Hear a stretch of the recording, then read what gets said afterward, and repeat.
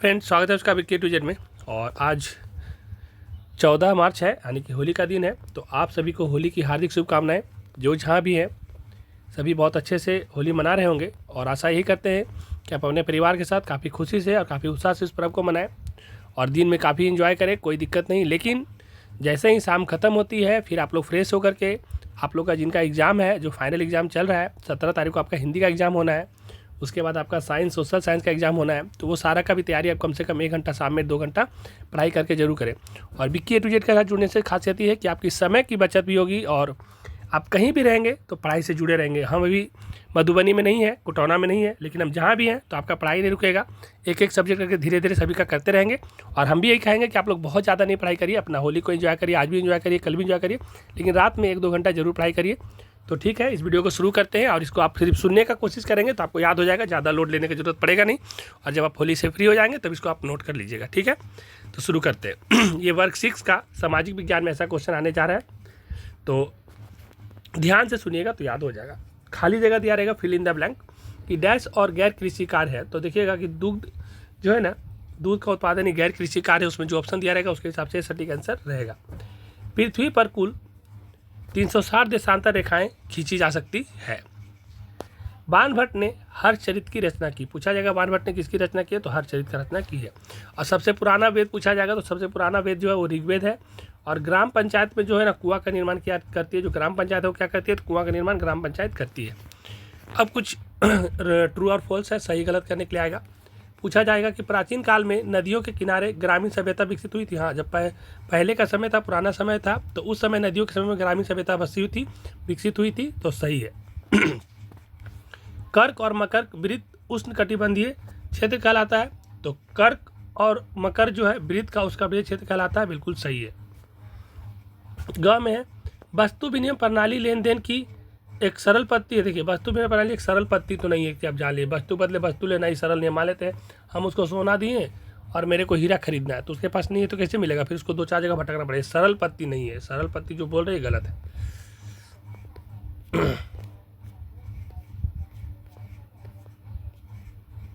इसके बाद आपसे पूछा जाएगा कि पत्थर की मूर्ति याक्षिनी दीदारगंज में मिली थी। तो हाँ, पत्थर की जो मूर्ति थी याक्षिनी, ये दीदारगंज में मिली थी, ये सही कर दीजिएगा। मौर्य साम्राज्य की स्थापना सम्राट अशोक ने किया था, नहीं, चंद्रगुप्त मौर्य ने किया था। तो मौर्य सम्राट की जो स्थापना है ये सम्राट अशोक ने नहीं किया था, इसको आप गलत कर दीजिएगा।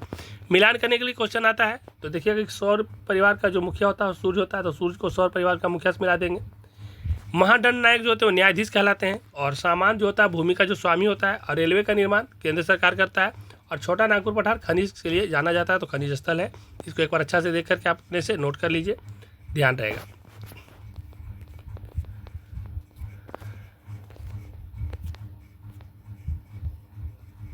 उसके बाद कुछ शॉर्ट क्वेश्चन आपके पास ऐसा रहेगा कि जल संधि से आप क्या समझते हैं, उदाहरण सहित लिखिए। देखिए, जल संधि का मतलब क्या है ना, कि जल के बीच में, मतलब पानी का रास्ता जाने वाला एक सकरा रास्ता होता है, पतला जैसा रास्ता होता है, जो पानी का एक संकीर्ण मार्ग है, इसको स्ट्रेन भी बोलते हैं, जो 2 बड़े जलाशयों को जोड़ता है, 2 बड़ा जलाशय को एक जगह से दूसरे जगह को जोड़ता है, या 2 भूभागों के बीच एक प्राकृतिक जलमार्ग है। 2 विभागों के बीच कौन सा है, तो प्राकृतिक जलमार्ग होता है, जो जहाज़ों और नावों को एक जलाशय से दूसरे जलाशय तक ले जाने की अनुमति देता है।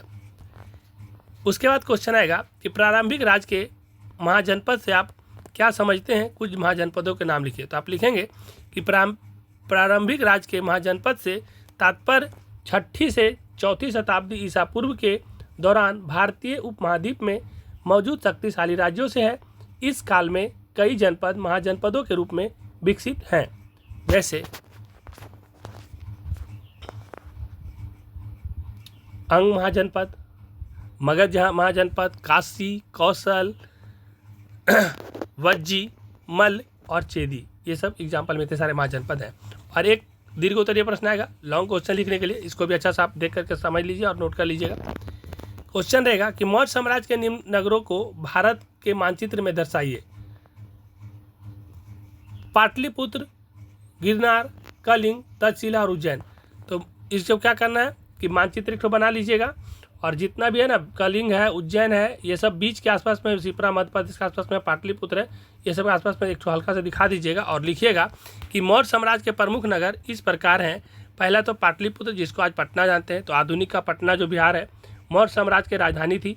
यह गंगा नदी के किनारे स्थित था और एक महत्वपूर्ण राजनीतिक और वाणिज्य केंद्र था। इसके बाद गिरनार, तो गिरनार गुजरात में है और यह एक पश्चिमी भारत में स्थित या और मौर्य शासन के दौरान एक महत्वपूर्ण प्रांतीय केंद्र था। आगे बढ़ते हैं। इसके बाद है कलिंग। कलिंग यानी जो उड़ीसा में पड़ता है, तो उड़ीसा या पूर्वी तट पर स्थित था, जिसे अशोक ने एक भीषण युद्ध के बाद जीता था, जिसके बाद उन्होंने बौद्ध धर्म को अपना लिया था। देखिए कौन किस तरफ में है ये आपको इसमें लिख दिया गया है, तो आप मानचित्र बना के हल्का सा उसको दिखा भी दीजिएगा, तो ज़्यादा 5 का जो भी नंबर रहेगा 10 तो 10 मिल जाएगा।